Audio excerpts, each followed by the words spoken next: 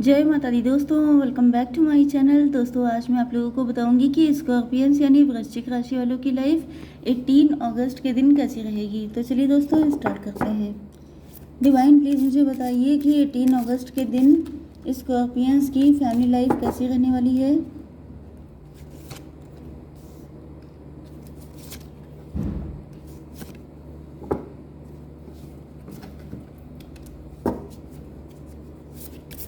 Universe please मुझे बताइए कि स्कॉर्पियंस की love life and marital life कैसी रहेगी।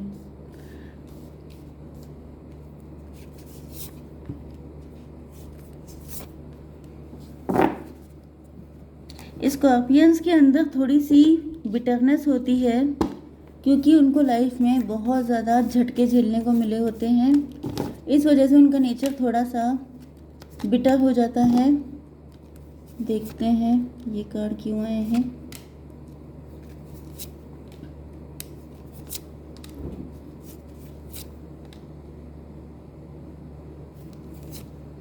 ओके, मैं इसको ऐसे रख लेती हूँ।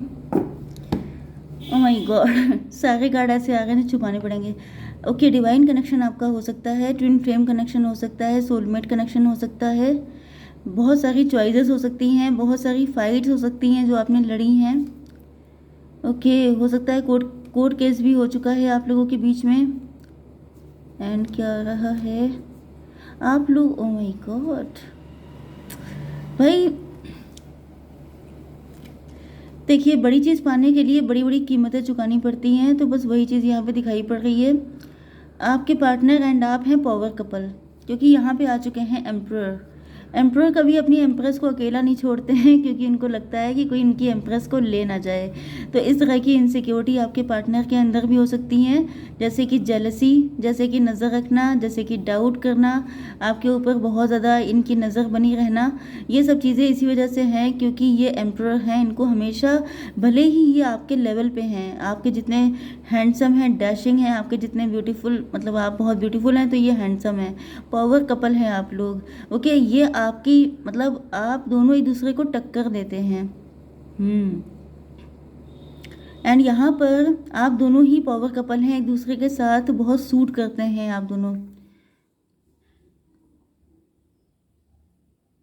लेकिन यहाँ पे थोड़ी बहुत जेलसी भी रहेगी, कंपटीशन भी रहेगा। इतना इजी नहीं होने वाला है क्योंकि बिल्कुल सेम टू सेम पर्सनैलिटी को डील करना कितना टफ होता है। समझ लीजिए कि आपके सामने बिल्कुल आप ही के जैसा अपोजिट जेंडर का पर्सन खड़ा है जिसके साथ आपकी शादी हो रही है या लव रिलेशन है, तो आप कैसे डील कर पाएंगे, जिसके अंदर एग्जैक्टली वही हैबिट्स हैं, वही सारी मेंटेलिटी है जो आपकी है। ओके, हर इंसान अपने से दुखी रहता है, फिर उसके बाद उसके सामने बिल्कुल वही खड़ा हो जाए तो सोचिए उसकी क्या हालत होएगी। तो बस वही कंडीशन है यहाँ पर। आपके पार्टनर के साइन है कैंसर, स्कॉर्पियो, पाइसिस, टॉरस, वर्गो, कैप्रिकॉर्न, कर्क, वृश्चिक, मीन राशि, वृषभ, कन्या, मकर राशि हो सकते हैं आपके पार्टनर। इम्पॉर्टेंट नंबर है आपके लिए 6, 25, 10, 3, 21, 4, 23 एंड 17। ये नंबर आपके लिए किसी भी एंगल से इम्पोर्टेंट हो सकते हैं। तो पहली चीज़ तो स्कॉर्पियंस, मैं आपको बता दूं कि आपने बहुत ज़्यादा टफ लाइफ जी हो सकती है।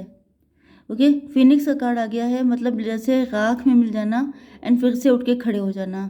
तो आपकी लाइफ के चैलेंजेस या तो बड़े ही टफ हो सकते हैं, ऐसे चैलेंजेस जो आप किसी को बता दें तो उसकी आंखें बाहर आ जाएं कि मतलब कोई इंसान इतना झेल के जिंदा कैसे है, कोई इंसान इतना भुगतने के बाद सर्वाइव कैसे कर रहा है। तो ये कंडीशन आपकी हो सकती है। एंड पहले हो सकता है आप फूल थे। फूल का मतलब क्या होता है, मूर्ख थे लोगों की नज़र में, या फिर आपको लगता है अब, क्योंकि अब आपकी पर्सनालिटी जैसे हो चुकी है, जैसे प्रेजेंट टाइम में आप अब हैं, इससे आप पहले को कंपेयर कीजिए तो आपको पता चल जाएगा कि क्या आप वाकई में उस एनर्जी में जाना चाहेंगे कि नहीं। क्योंकि इस वक्त आप लोग जितने भी इंटेलिजेंट हुए हैं, एम्प्रर या एम्प्रेस बने हैं, उसके पीछे आपने बहुत तगड़ा स्ट्रगल किया है क्योंकि आप बेहद सीधे साधे थे। ओके, एंड अब जब आप सारी चीज़ों को समझ चुके हैं तो आपकी ज़िंदगी में लव आएगा। हो सकता है कि लव को लेकर ही आपने अपनी ज़िंदगी में बहुत पेन झेला हो, क्योंकि जो वीक पॉइंट होते हैं उसी पे चोट की जाती है जिससे कि आप लोग संभल जाएं, सुधर जाएं। ओके, तो हो सकता है कि लव को लेके आपकी लाइफ में बड़े स्ट्रगल रहे हों, लेकिन अब आपकी लाइफ में लव आएगा क्योंकि अब आप लोगों ने सारे लेसन सीख लिए हैं। ओके, तो यहाँ पर अब आपके पार्टनर आगे हैं, ये स्टक हैं, कंफ्यूज्ड हैं, कैसे आगे बढ़ें, गलतियाँ की हैं तो माफ़ी मांगना चाहते हैं एंड इस कनेक्शन को रिन्यू करना चाहते हैं।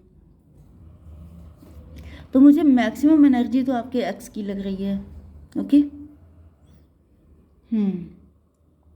B prepare to be renewed after a period of crisis.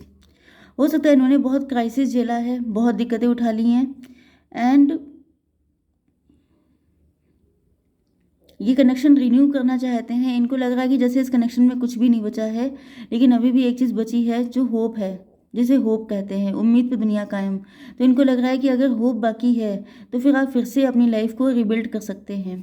Okay, आपको लेके बहुत ज़्यादा पॉजेसिव हो रहे हैं, इनसिक्योर हो रहे हैं। इनको लग रहा है कि पहले ये बहुत बेवकूफ़ थे, बहुत इनके पास अक्ल नहीं थी, ये चीज़ों को समझ नहीं पाए थे, क्योंकि हर इंसान इमेच्योर ही है जब तक उसको अकल नहीं आ जाती है। ओके, चाहे वो कितनी भी बड़ी गलती कर रहा है, लेकिन वो इमेच्योरिटी ही कहलाती है, क्योंकि कोई इंसान समझदार मतलब जानबूझ के गलतियाँ नहीं करता है। ओके, तो यहाँ पे अब ये काफ़ी ज़्यादा स्पिरिचुअल हो चुके हैं, क्योंकि आपका जो कनेक्शन है उसका बेस ही स्पिरिचुअलिटी है। डिवाइन ने बनाया है आपका कनेक्शन। हो सकता है कि आप दोनों ने इस कनेक्शन से भागने की बहुत कोशिशें की हों, हो सकता है कि आप दोनों अलग अलग मैरिड हों, या आप दोनों डिवोर्सी हो सकते हैं, या एक पर्सन मैरिड एक डिवोर्सी, ऐसे मल्टीपल सिचुएशन हो सकती हैं। तो यहाँ पर आपके पार्टनर एंड आपने भी एक दूसरे से भागने की बहुत कोशिशें की हो सकती हैं, लेकिन अब बहुत कुछ झेलने के बाद, बहुत सारे पेमेंट करने के बाद आपके पार्टनर को पता चला है कि आप इनके लिए कितने यूनिक हैं, कितने इम्पॉर्टेंट हैं। तो ये अब आपको छोड़ने के लिए बिल्कुल तैयार नहीं है। 23 में 7 आप 4 ऐड कीजिए तो बनता है 27, मतलब 9, मतलब ये सैड हैं, बहुत उदासी, बहुत अकेलापन, बहुत सोल सर्चिंग की है इन्होंने। हर्मिट का कार्ड आ गया है। हर्मिट मतलब डीप थिंकिंग, एनालिसिस, बहुत ज़्यादा सोचा विचारा है कि आखिर क्यों नहीं आपको भूल पाते हैं, क्यों नहीं आप लोग एक दूसरे से ना मिलने के बाद भी लगता है जैसे कल ही मिले थे। तो ये फीलिंग क्यों आती है, तो इनको पता चला है कि आपका कोई डिवाइन कनेक्शन है, ये ईश्वर की मर्जी है। ईश्वर नहीं चाहते हैं कि आप लोग अलग हों। तो अभी आपके साथ न्यू बिगिनिंग करने के लिए तैयार हैं। लव का कार्ड आ गया है। Love surrounds all your connection, move forward positively in all areas of your life. तो आपके पार्टनर आपके साथ न्यू बिगिनिंग करने के लिए तैयार हैं, आपके लिए लव लेके आ रहे हैं ढेर सारा। ओके, ये आपकी फैमिली से कनेक्ट हो सकते हैं, आपके नेबरहुड से हो सकते हैं, आपका काफ़ी बड़ा खानदान हो सकता है, आप काफ़ी फैमिली ओरिएंटेड हो सकते हैं। एंड ये भी पॉसिबल है कि आपकी फैमिली एंड इनके बीच में या तो पहले दग चुकी है, बहुत अच्छी खासी फाइट हो चुकी है, या तो फिर इनको लग रहा है कि आपकी फैमिली इस रिलेशनशिप के लिए कभी एग्री नहीं होगी। हो सकता है इसी वजह से आप लोग भाग रहे हों।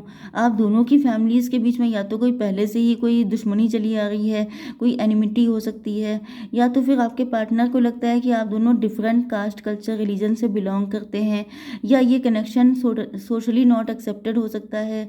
ओके, जैसे कि आप दोनों अलग अलग मैरिड हो सकते हैं। तो इनको लग रहा है कि फैमिलीज़ एग्री नहीं करने वाली हैं, एंड अगर ये आपके पास आएंगे तो यहाँ पे फायरी क्लाइमैक्स हो जाएगा, मतलब कि बहुत धुआंधार फाइट हो सकती है, बहुत ज़्यादा चीज़ों का नुकसान हो सकता है।